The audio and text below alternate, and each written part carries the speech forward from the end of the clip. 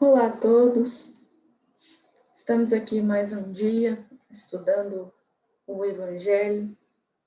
Hoje a gente está trazendo aí o capítulo 1, item 8, que tem como tema a aliança da ciência com a religião, que é um tema muito interessante, muito legal.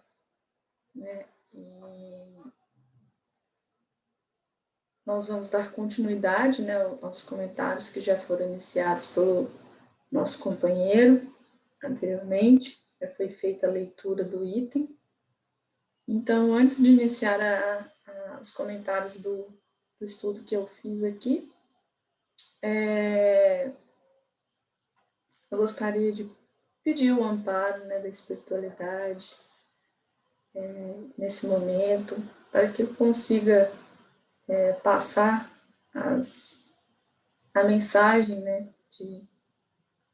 de Jesus, a mensagem devida, para que cale fundo nos nossos corações, que a gente possa aprender mais um pouquinho para acrescentar na nossa caminhada evolutiva.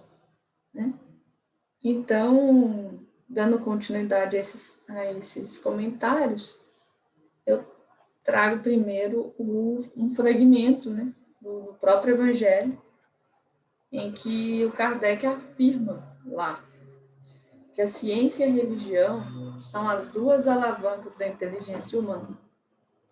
Uma revela as leis do mundo material e a outra do mundo moral, tendo, no entanto, essas leis o mesmo princípio, que é Deus, e elas não podem contradizer-se. Então, a gente trouxe esse fragmento, e aí a gente vê que se a ciência e a religião se contradizerem, então uma ou outra estaria errada, porque Deus, como a gente bem sabe, e a gente viu lá no Livro dos Espíritos, na questão 1, Deus é a inteligência suprema, está lá, a causa primária de todas as coisas. E Deus, dessa maneira, ele não iria pretender a destruição da sua própria obra, E então, não tem assim, muito como esses dois conceitos se contradizerem, E aí, com isso, a gente conclui, que a essência desse item que nós estamos estudando, ela está no fato de mostrar assim que a lei moral e a lei natural são a mesma coisa, que a lei divina e a lei natural são a mesma lei de Deus. E nisso a gente recorre lá aqui no Livro dos Espíritos, na questão 614, que a gente tem aqui, do capítulo que fala da lei divina ou natural. A primeira questão, que é essa 614, nela Kardec pergunta, o que se deve entender por lei natural? E aí os espíritos respondem, a lei natural é a lei de Deus, que é o que a gente acabou de falar. Então, a lei divina e a lei natural são a mesma lei de Deus, É que diz, é a única verdadeira para a felicidade do homem. Indica-lhe o que deve fazer ou deixar de fazer. E ele só é infeliz quando dela se afasta. Então, na essência, é a mesma coisa. E se nós voltarmos, então, nossos olhos para o título desse item que nós estamos estudando, a gente vai ver uma palavrinha lá chamada aliança, porque o título é Aliança da Ciência com a Religião. E aliança, ela significa, é bom a gente dar significado para isso, A aliança que está aí no meio desse título significa união, casamento, cônjuge, significa dois que se amam, dois que se ajudam, dois que cooperam um com o outro, dois que cuidam um do outro, dois que servem um ao outro. Então, é essa ligação, essa união. Então, não tem como as duas coisas se oporem, né, se contradizerem, porque a gente está tratando de um ponto em que as duas coisas se convergem, né, se unem, né? Então, lá no livro O Consolador, inclusive, Emmanuel, ele nos diz que a religião é o sentimento divino, né, cujas exteriorizações são sempre o amor nas expressões mais sublimes. Então tem essa ligação, né, do amor, do sentimento divino.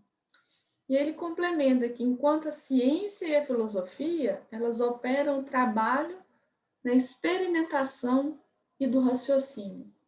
E a religião edifica e ilumina os sentimentos. Então, enquanto a ciência e a filosofia, elas estão voltadas para esse lado do raciocínio e da experimentação, a religião, ela está voltada a edificar, a iluminar os nossos sentimentos, como foi dito ali, ela está voltada para a exteriorização do amor, né?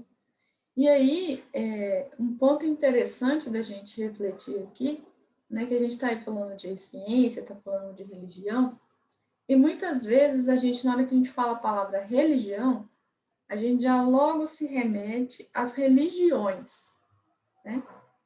E religião e religiões aqui tem uma diferença, porque a religião em si que nós estamos abordando aqui é aquela do sentimento divino que prende o homem ao Criador, né? Já as religiões, né, em si, da forma que a gente imagina, elas são as organizações dos homens falíveis, imperfeitos, e elas também são imperfeitas como os homens, né? Em que ali a pessoa, às vezes é um pouquinho distorcido o fundamento da coisa e tal, mas aqui no estudo nós estamos abordando a religião, ciência e religião. Então, a religião como um sentimento divino que prende o homem ao Criador. É isso. Então, se a gente olha bem, né, e vê ali a questão do amor, da lei divina, que as duas estão interligadas, então ambas têm o mesmo princípio, que é Deus, né? Se estão dentro da lei divina, então o princípio é Deus. E aí, se a gente parar para pensar, então, a incompatibilidade que se acredita existir entre ambas, né, ela já está voltada para uma falha de observação ou um excesso de exclusivismo, né, de uma ou outra parte. Se, por um lado, a ciência define o seu campo de ação em fatos materiais, hoje, né, por outro lado, a religião ela se manteve firme nos seus dogmas, né, ignorando essas descobertas da ciência. Então, aí a gente vê uma questão assim, meio que individualista de ambas partes. A ciência preocupando com o material e de provar aquilo ali, e a religião lutando, por outro lado, mais voltada para os seus dogmas e ignorando o que a ciência está descobrindo. Mas a verdade, gente, é que ambas deveriam andar juntas. Ambas devem se atrair, não repelir, né? E sobre isso, né, um exemplo disso é que no livro do Evolução em Dois Mundos, André Luiz ele cita lá que se a gente parar e pegar um átomo de hidrogênio para analisar, que a gente vai encontrar ali um átomo, um próton e um elétron, um nêutron atraindo um elétron, né? Então a gente tem o átomo, a gente vê o próton e o nêutron está atraindo ali um elétron.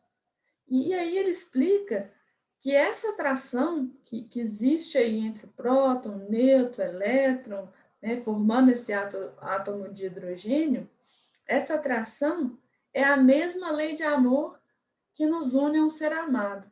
Então, a mesma atração, a mesma energia, a mesma lei de atração que tem desses elementos é a lei de atração que existe nas nossas relações, na união com as pessoas que nos são afins, a união das pessoas com os seres amados por elas. Então, Portanto, estudar um átomo e estudar um relacionamento, seja ele conjugal, de amizade, que seja, mas se a gente estuda um átomo, estuda um relacionamento, a gente vai perceber que a questão da atração é a mesma coisa, porque a energia é a mesma.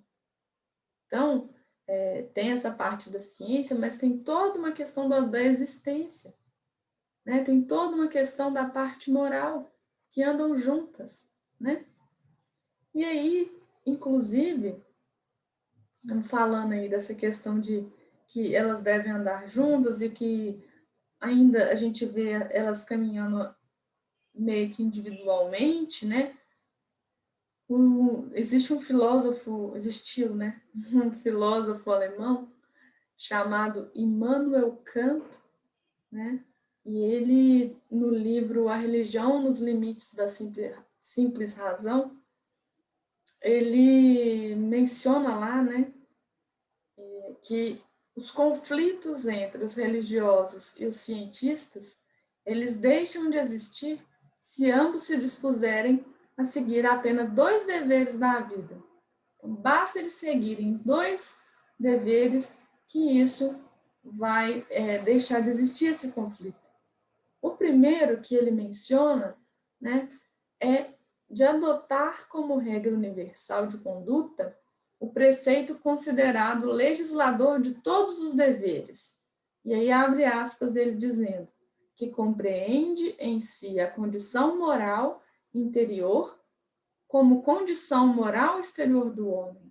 Isto é, cumpre teu dever sem invocar outro motivo que seu valor imediato, ou seja, ama a Deus sobre todas as coisas, acima de tudo.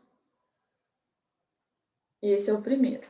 E a segunda regra que ele traz é utilizar como regra particular de vida a aplicação do dever universal de conduta que foi citado, né, do amar a Deus acima de tudo.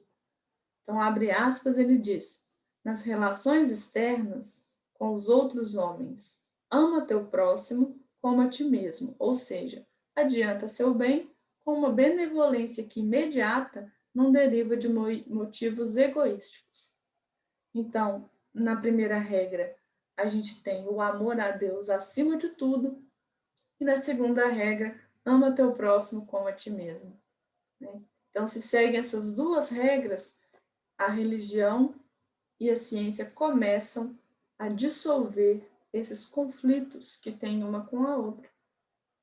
E aí, com base nesses princípios, né, e em outros princípios também, o perfil que a gente vai vendo se delineando aí no mundo atual é de que a religião, aos poucos, a passos lentos, né, está perdendo gradualmente a guerra contra a ciência e vice-versa, né? Então, está tornando viável a construção dessas pontes de entendimento entre uma e outra, entre ambas, né? Então, a proposta da atualidade, né, indica, até por uma questão de sobrevivência mesmo da humanidade, que os religiosos e os cientistas aprenderão a conviver em paz. Pode ser, às vezes, na marra, mas vai aprender a conviver em paz, né? Primeiro, porque os religiosos, eles estarão cada vez mais livres dos dogmas estatutários, digamos, né? E segundo, porque os cientistas, ao longo dos anos, eles vão rompendo, né? Eles vão romper essas algemas que deixam eles presos, fixos, né? Cativos do primado da razão. Eles vão se libertando a cada vez que vai passando de estar voltado sempre para a razão.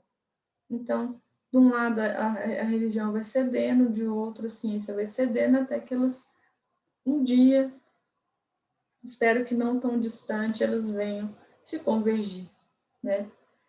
E aí, vendo essa questão toda da ciência, da religião, da parte moral, né, da parte voltada para a lei dos homens, né, a gente vê aí também, assim, o porquê, a gente se questiona, né, por que que isso ainda não aconteceu, né? E aí, lá na revista do Reformador, tem uma publicação na referente a essa parte da ciência e da religião, em que fala que a ciência e a religião ainda não puderam se entender, porque cada uma encara o seu ponto de vista, né, de maneira exclusiva. Então, eles olham para o seu próprio umbigo. Então, a ciência está olhando para o seu próprio umbigo, a religião está ali olhando para o seu próprio umbigo, né? Então, é um ponto de vista exclusivo, né? Elas se repelem mutuamente, né? E aí, era preciso ter alguma coisa para preencher esse vazio que está separando a ciência e a religião. Digamos, um traço de união, né, que as aproximasse. E esse traço da união está justamente no conhecimento das leis que regem o mundo espiritual, né, e as relações com o mundo corpóreo. Então, a partir do momento que as pessoas se voltarem para essas leis espirituais, essas leis que regem o mundo espiritual, digamos melhor assim, né? E essas relações com a matéria, com o mundo corpóreo, né? Eles vão perceber que são leis tão imutáveis quanto as que regem os movimentos dos astros e a existência dos seres. Então, a lei que rege essa parte aí moral e tudo mais é a mesma, voltada também para a parte da ciência, que é do movimento dos astros, a existência dos seres. Então, é tudo uma única coisa. Então, a partir do momento que esse vazio é preenchido, as duas partes vão se conversar, né? Numa medida exata. Nenhuma vai puxar mais para o seu lado, nem outra vai puxar mais para o seu lado. É na medida, é na união, é na junção, né? No reconhecimento de que todo mundo ali, ó, tá no mesmo barco, tá sendo regido pela mesma lei, né? E aí, enquanto eu estava realizando o estudo, né, para trazer aqui para vocês, eu encontrei um artigo, né, que falava lá sobre a ciência e tudo mais, e nesse artigo, o autor dele é um doutor em física, ele chama Alexandre Fonseca. E esse artigo dele, inclusive, ele foi publicado na revista Fidelidade Espírita de 2003. E nesse artigo ele traz assim recentes pesquisas em matemática, e matemática é uma ciência abstrata, né? Ele mostra, né, que essas pesquisas estão mostrando que atitudes solidárias e de cooperação ela leva um grupo social a progredir mais do que um grupo que tem atitudes egoístas, né? E olha para você ver, isso vai muito de encontro aos estudos, às lições do Evangelho, né? Então, a partir de modelos matemáticos, através desse resultado científico que a matemática propõe, né, apresenta ali, a gente vai encontrando essa relação, né, da solidariedade, da cooperação, né, tendo mais progresso do que as atitudes egoístas. Né? Então, isso é maravilhoso. Né? E aí, ao longo desse artigo, eu fui lendo, são apresentadas notícias sobre essas pesquisas em matemática e em estatística, e ele traz questões como a cooperação, a não cooperação, o altruísmo e o egoísmo, que são variáveis, né? Que são analisadas de maneira numérica nesse artigo. Ele apresenta uma tabela com valores, com números ali, e ele utiliza desses modelos e dessas teorias estatísticas para mostrar um resultado de um comportamento de uma dada população. E aí já entra a parte de compreender a nossa vida em sociedade. Então, a partir de modelos matemáticos, ele consegue refletir em resultados da sociedade, dos comportamentos humanos, né? E essas pesquisas, elas foram baseadas na chamada teoria dos jogos. E essa teoria dos jogos, ela estuda o comportamento de grupos sociais em atividades conjuntas, como, por exemplo, investimentos econômicos, né? E para isso, eles utilizaram, né, foi utilizado nessa pesquisa, um jogo chamado Jogo dos Bens Públicos, né? E aí, nesse jogo, tem um grupo de jogadores, e esse grupo de jogadores recebe uma determinada soma de dinheiro, né, para eles investirem em um bem comum, para investir no investimento comum. Então, uma mesma soma de dinheiro para cada um dos jogadores, para eles investirem. E aí tem duas regrinhas básicas nesse jogo. Então, a primeira é que em cada rodada, a soma do dinheiro investido, né, ela é dobrada e depois é distribuída igualmente entre os participantes, independente do quanto foi investido por cada um. Então, a gente considerando, por exemplo, que todo mundo investiu R$ 10, eu tenho 5 participantes, então deu R$ 50, né?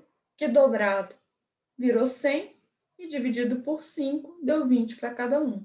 Então, é dividido igualmente, esse é o investimento. Então, antes ele tinha 10, né, reais que ele investiu e aí ele ficou com 20.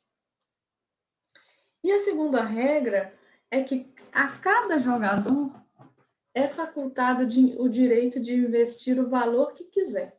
Então, não necessariamente todo mundo tem que investir o mesmo valor, né? E, inclusive, o jogador ele tem o direito de não investir nada. Então, essa é a segunda regra. Ele pode investir o valor que quiser, inclusive não investir nada. Então, o que a gente vê aí, né? Dentro dessa lógica, a gente percebe, então, que o lucro máximo ele ocorre se todos investirem tudo o que tem. Então, se todo mundo tem R$ 10, né, cada um tem R$ 10, investir o máximo, tudo, né? Ou seja, todos cooperam. E aí a gente volta àquela variável do início lá, que é da cooperação, não cooperação, egoísmo, né? Então, aqui é o lucro máximo, está todo mundo cooperando. Só que, por um outro lado, a gente percebe que existe uma tentaçãozinha aí, que é o fato de não investir nada e receber os rendimentos investidos pelos outros jogadores, ou seja, uma atitude de não cooperação. E isso é uma tentação, porque quem não coopera, né, sempre vai ganhar mais do que quem coopera em uma rodada de jogo. Isso vira um grande problema, né? Porque ao verem que uma pessoa não cooperou com os outros jogadores, eles também tendem a não cooperarem, né? Eu ver ali, ó, eu investi tanto de dinheiro, o outro não investiu, dividiu por igual, né? Ele ganhou mais do que eu, e como é que fica? Então, com isso, acaba motivando outras pessoas a não cooperarem, e a consequência final disso é que chega no momento que todos não cooperam, e aí ninguém ganha nada. E, assim, empreendimentos conjuntos, né? Atitudes baseadas, assim, no interesse próprio, no egoísmo, levam cedo ou tarde ao próprio prejuízo, né? E é aí que casa com a nossa vida, né? Esse raciocínio, ele nos é muito familiar, porque durante a nossa existência, se a gente pensar somente no nosso eu, se formos egoístas, se formos olhar somente o nosso interesse, a gente demora a progredir, a gente sofre muito, a gente sobe assim a passos de tartaruga, né, nos degraus da evolução. A gente tem que trabalhar em conjunto, em equipe. Está todo mundo no mesmo barco, está todo mundo querendo melhorar. Por que não agirmos juntos? Para que esse individualismo? Para que olhar só para o próprio umbigo, né? A gente precisa pensar coletivamente, como um grupo, como irmãos que devem se ajudar, né? A gente precisa trabalhar de mãos dadas, porque a gente não veio aqui para brigar, para ficar divididos, né? A gente veio para dar as mãos, para lutar juntos durante a nossa caminhada evolutiva, né? Para a gente impulsionar uns aos outros a crescer, né? Para a gente nos amar mutuamente, apesar das dificuldades e das diferenças que a gente venha a encontrar durante a nossa vida, né? Porque, assim, se a gente for analisar, a nossa existência é como o jogo que foi mencionado, né? É um jogo, porque após muitas jogadas egoísticas nossas, que representam aí atitudes não cooperativas durante o jogo da nossa vida, o princípio de causa e efeito que a gente tanto estuda, né, ele nos traz o resultado dos nossos atos. E aí acaba, por meio disso, nos levando a jogar da próxima vez, na próxima rodada e tal, de maneira mais amorosa, mais caridosa, mais fraterna, né? Ou seja, agindo com mais cooperação, né? E aí, a nova rodada, né, que a gente tem do jogo, né, seria a próxima existência, né? Que a gente tem a oportunidade que nós temos de jogar de novo, de viver de novo, né? Esse jogo da vida. Só que da mesma forma que no jogo, às vezes uma rodada pode ser mais difícil que a outra, por exemplo, às vezes na jogada anterior, eu passei por obstáculos mais simples, eu tirei números no dado maiores, eu andei mais rápido, eu cheguei no objetivo mais rápido, só que dessa vez eu tiro números pequenos, eu passo por pontos que eu preciso voltar atrás, né? Então, uma rodada pode ser mais árdua do que a outra. Então, por isso que nós temos que aproveitar a rodada que nós estamos, a existência que nós estamos, e fazer valer. Mesmo a gente sabendo que a gente vai ter uma outra oportunidade, só que a gente não sabe as condições, né? Então, assim, com base nisso tudo que a gente falou aqui, desse conceito, dessa analogia do jogo com a existência, né? Da matemática e mostrando pelos números, né, que atitudes de cooperação são mais válidas, né, a gente conclui, né, que quando a sociedade seguir, então, todos os preceitos cristãos, resumidos no amar a Deus e ao próximo como a si mesmo, que foram justamente também aquelas regrinhas relembradas pelo Immanuel Kant, o filósofo alemão, que eu mencionei agora mesmo, a humanidade progredirá a passos largos, né? A gente vê aí a lei do progresso, que foi trazida na questão 779. Né? A humanidade progredirá em passos largos quando ela souber realmente dar valor a esses preceitos cristãos, né? Em todos os sentidos, né? Porque aí todos lucrarão e todos cooperarão com isso, né? Tá todo mundo na mesma página, na mesma sintonia, no mesmo propósito, né? E aí o que a gente considera digno de destaque, né, é que essa conclusão está se tornando uma certeza matemática. A gente vê, então, a, a ciência abstrata da matemática nos mostrando isso. Então, a gente vê que existe uma coerência e tudo mais nesses dois conceitos que a gente trouxe hoje aí para reflexão. Então, a minha participação vai ficando por aqui, né? Eu espero ter agregado de alguma maneira com essa mensagem que foi trazida aqui. e que vocês possam levar aí para no dia a dia, refletir, fazer brotar, né, essas ideias nos corações de vocês. Então, para encerrar a minha participação, eu vou fazer a prece final, né, aí, para a gente finalizar o nosso estudo. E eu gostaria de colocar, assim, na minha prece hoje, em especial, minha tia, que desencarnou hoje pela manhã, e queria colocá-la aí nas orações, né, para que a espiritualidade possa ampará-la, dar aceitação para a família, e aceitação a ela, e também para todas as outras pessoas que estão aí perdendo suas vidas, nessas doenças que estão aí no momento, né? Então, queria colocá-la aqui nessa intenção dessa prece, né? Então, vamos finalizar o nosso estudo. Pai nosso que estais nos céus, santificado seja o vosso nome, venha a nós o vosso reino, seja feita a vossa vontade, assim na terra como nos céus. O pão nosso de cada dia dai-nos hoje, perdoa as nossas dívidas, assim como perdoamos a quem nos tem ofendido. Não nos deixeis cair em tentação, livra-nos do mal, porque vosso é o reino, o poder, a majestade e a glória para todos sempre. Que assim seja.